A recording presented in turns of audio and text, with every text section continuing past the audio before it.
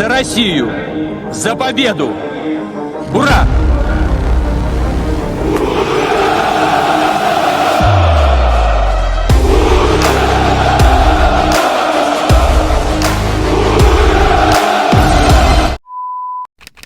24 फरवरी 2022 सुबह करीब 5 बजे रूस के राष्ट्रपति पुतिन एक प्री रिकॉर्डेड वीडियो रिलीज करते हैं जिसमें ये अनाउंस करते हैं कि इनकी सेना यूक्रेन पर अटैक करने वाली है। इसे इन्होंने स्पेशल मिलिट्री ऑपरेशन का नाम दिया।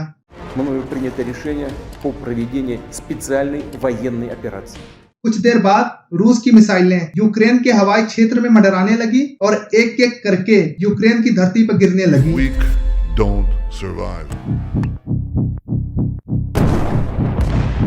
Ukraine is now a nation at war. After the Cuban Missile Crisis, have the same conditions been created? We really fight for our common victory. ये सब देखकर दुनिया के ज्यादातर देश हैरान और परेशान थे और कड़े शब्दों में इस हमले की निंदा कर रहे थे। Putin chose this war.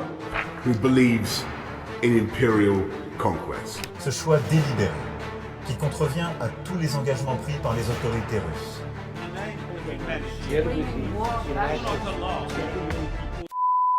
वहीं फिनलैंड जैसे पड़ोसी देशों के अंदर डर का माहौल था। इनको लगा कि इनका अस्तित्व भी संकट में है क्योंकि रूस से धमकियां लगातार इनको भी मिल रही थी। ये कहानी का पहला हिस्सा है जो 24 फरवरी को शुरू हुआ।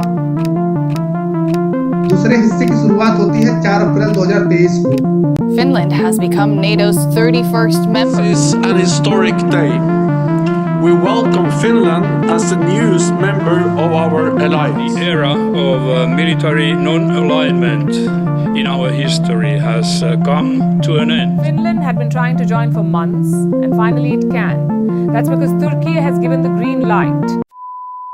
नमस्कार मित्राणि, मम नाम पीयूषः अस्ति। आर्टिकल 51 मध्ये सुस्वागतम। We the people of India.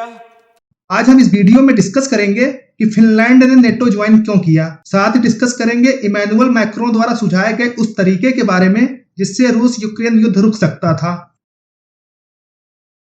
4 अप्रैल का दिन फिनलैंड की सरकार और यहाँ के लोगों के लिए ऐतिहासिक रहा क्योंकि इसका सफेद और नीले रंग का झंडा 30 अन्य झंडों के सर्किल में शामिल हो गया है। और ये सर्किल कोई सामान्य गोला नहीं है बल्कि एक शील्ड है जिसे भेदना असंभव है क्योंकि इसकी रक्षा करता है नेटो का article 5।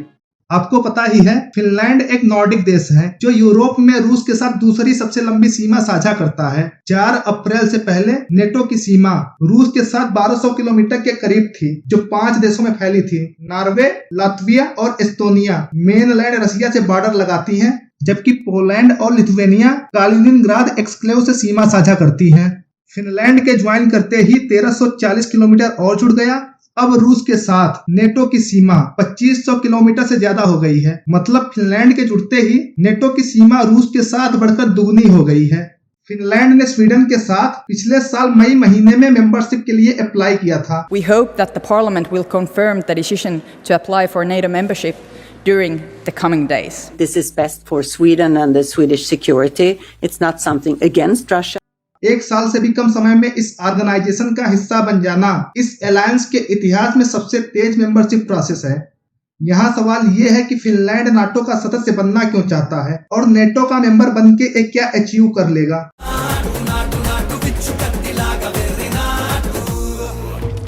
I've had enough of this nonsense. You two out. No, Jake, I've had enough of your bullying. इसका जवाब बहुत सिंपल है। रूस काफी शक्तिशाली है और फिनलैंड डरता है कहीं ये इसके ऊपर अटैक करके रूस में ना मिला ले। We have to be wise because we know that we have a aggressive neighbor. We know that we have 1,300 kilometers border with Russia.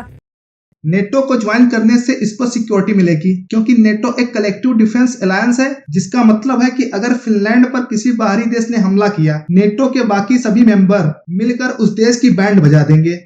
Finland joining NATO is an act of peace. We want to make sure that there won't ever again be war in Finnish soil by the Russians. So we are joining NATO because of the Article 5 to secure and make sure that we have that support from our allies. Finland का NATO join करना inevitable था और इसकी शुरुआत हो गई थी 1994 में, जब सोवियत यूनियन के टूटने के 3 साल बाद फिनलैंड नेटो का ऑफिशियल पार्टनर बनता है और 1995 में स्वीडन के साथ फिनलैंड यूरोपियन यूनियन को ज्वाइन करता है। यहीं से शुरू होता है सिक्योरिटी के लिए पश्चिमी देशों के गोद में बैठने का खेल। 2008 में रूस ने जॉर्जिया पर हमला किया और 2014 में क्राइमिया को अपने कब्जे में ले लिया।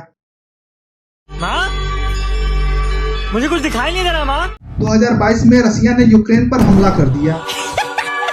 माँ, मुझे सब दिखाई दे रहा है। यूक्रेन एक ऐसा देश जिसकी जनसंख्या 4.5 करोड़ के करीब है और 2 लाख एक्टिव ट्रूप्स की सेना है। यूक्रेन में रसिया के द्वारा युद्ध थोपने से फिनलैंड में अचानक सब कुछ बदल गया। यहाँ के 80% लोग नेटो ज्वाइन करने के पक्ष में आ गए, जो युद्ध से पहले मात्र 30% था। ये लोग सोचे कि 75 साल की न्यूट्रलिटी गई भाड़ में, अब सर्वाइवल नेटो ज्वाइन करने के बाद ही संभव है। 4 अप्रैल 2023 को फिनलैंड नेटो का हिस्सा बना। ये वही तारीख है जिस दिन करीब 7 दशक पहले इस ऑर्गेनाइजेशन की शुरुआत हुई थी। फिनलैंड के विदेश मंत्री ने अमेरिका के secretary of state Antony Blinken को एक्सेशन डॉक्यूमेंट हैंडओवर किया, जिन्होंने फिनलैंड को एक मेंबर डिक्लेयर किया।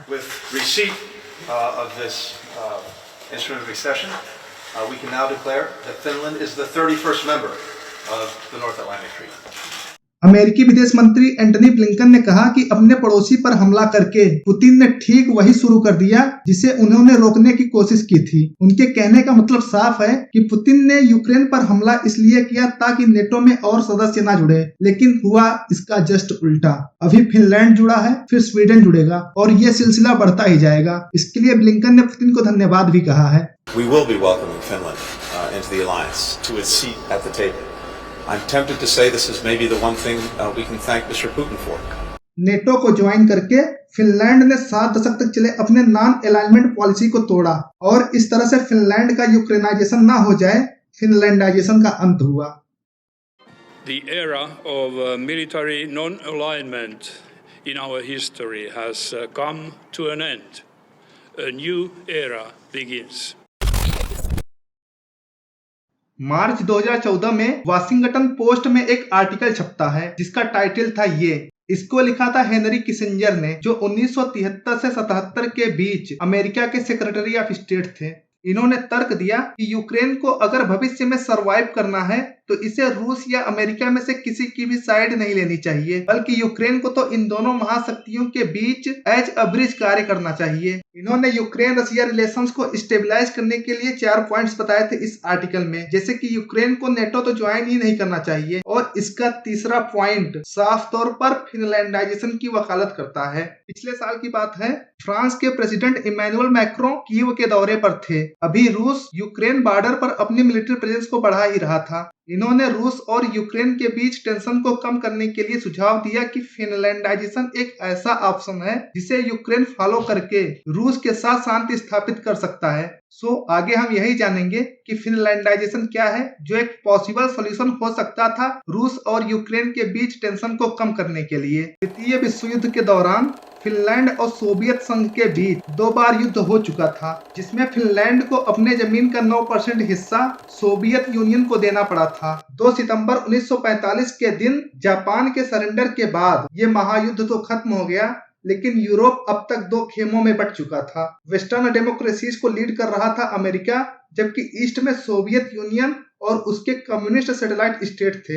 इन दोनों शक्तियों के बीच में फंस के रह गया था फिनलैंड, बाल्टिक सी के किनारे एक छोटा सा देश जिसकी स्ट्रेटेजिक इंपॉर्टेंस काफी थी इन दोनों महाशक्तियों के लिए। ये ईस्ट में अपने पड़ोसी सोवियत यूनियन के साथ और संघर्ष नहीं बल्कि शांति चाहता था। इसी शांति की तलाश में फिनलैंड ने कोल्ड वॉर के दौरान यूएसएसआर और वेस्टर्न डेमोक्रेसीज के बीच संतुलन बनाने के लिए स्ट्रिक्ट न्यूट्रलिटी की नीति को अपनाया, जिसे फिनलैंडाइजेशन कहा गया। न्यूट्रलिटी का यह सिद्धांत इस एग्रीमेंट में निहित था, जिसे यूएसएसआर और फिनलैंड के बीच 1948 में साइन किया गया था। अगर हम फिनलैंड के पॉइंट ऑफ व्यू से देखें तो इस ट्रीटी ने इसको प्रोटेक्ट किया सोवियत यूनियन के इन्वेजन से। सोवियत संघ एक बड़ा और पावरफुल कम्युनिस्ट देश था जहां पर डिक्टेटरशिप थी स्टालिन की। कोल्ड वॉर के शुरुआती सालों में जब कई देश धड़ाधड़ कम्युनिस्ट बनते जा रहे थे, फिनलैंड ने डेमोक्रेसी और कैपिटलिज्म को अचीव किया इसी ट्रीटी की वजह से। फिनलैंड अपनी तटस्थता पर इस तरह से कमिटेड था कि इसने मार्शल प्लान में पार्टिसिपेट नहीं किया,